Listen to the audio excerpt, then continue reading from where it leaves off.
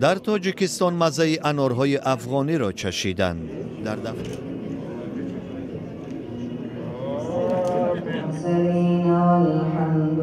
در دفتر سفارت افغانستان در دوشنبه در یک محفل که از آن جشن انار یاد شد، چنین یک به اصطلاح عمارت از انار مشاهده می شد که از دانه های شیرین میوه‌ای منطقه های گوناگون افغانستان آراستند. حضرت محمد مصطفی صلی الله علیه و سلم فرمودند کسانی که میوه انار استفاده می‌کنند قلب مهربان دارند.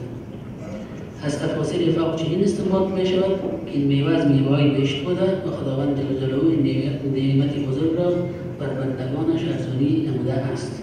با جز این توصیف‌های مذهبی بر انار، مسئولین گفتند که هدف بازاریابی برای انار افغانی را دارند. با اندیشه مقامات دیپلماتی افغانستان، ساحه انار پروری در این کشور برای سرمایه گذاری جالب و درآمدناک است. از سال 2015 به بعد رشد تولید محصولات انار بهتر بوده و حمایت دولت با خود داشته که این خود نشان دهنده حمایت دولت در سکتور خصوصی و رشد این صنعت کشاورزی است.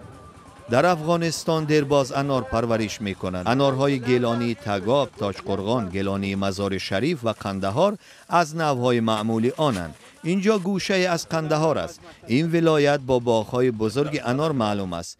امسال برای انگور پروران با برار نآمد چون که به خاطر نبودن آب حاصلشان تعبیدلشان نشد. درختها مریض نشدند، فقط مشکلی آب بود. این انارها با آب باران عادت کردند. ما آنها را از چاه آب دادیم که فایده نکرد.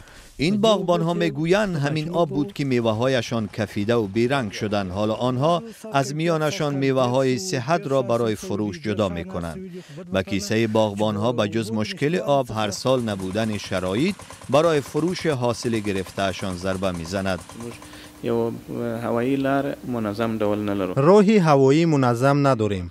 اگر راه پاکستان بسته شود نمیتوانیم میوه را صادر نماییم. برای دیر نگه داشتن انار هم انبار نداریم تا میوه را تا ایام صادر در حال خوب نگه داریم. چون راه پاکستان را با نظر داشته آنچه در افغانستان به وقوع می‌پیوندد نمی شود نمونه دانست، مقامات افغان در پی جستجوی راه‌های دیگر هستند. جشن انار هم که در دوشنبه برگزار شد یک بهانه برای جلب توجه تاجران تاجیک به انار افغانی بود. برای دایره تجارتی افغانستان، جمهوری تاجیکستان یک راه ورود به بازار آسیای مرکزی شناخته می شود. همکاری از گذشته آغاز شده. ما فعلا یک باغ که از طرف تاجیکستان در افغانستان در ولایت تخار ساخته شده به نام باغ دوستی افغانستان تاجیکستان، همچنین انار باغ در ناحیه شمس الدین شاهین تاجیکستان از انار قندهار یک باغ ساخته شده که نشان میده که همکاری ها آغاز شده و این همکاری ها امیدوار هستم در آینده ها بین سکتور خصوصی افغانستان و تاجیکستان گسترش پیدا بکنه و تا ما بتونیم این محصول از تاجیکستان و افغانستان مشترکاً و کشورهای دیگر مانند اتحادیه اروپا و کشورهای آسیای جنوبی صادر بکنیم.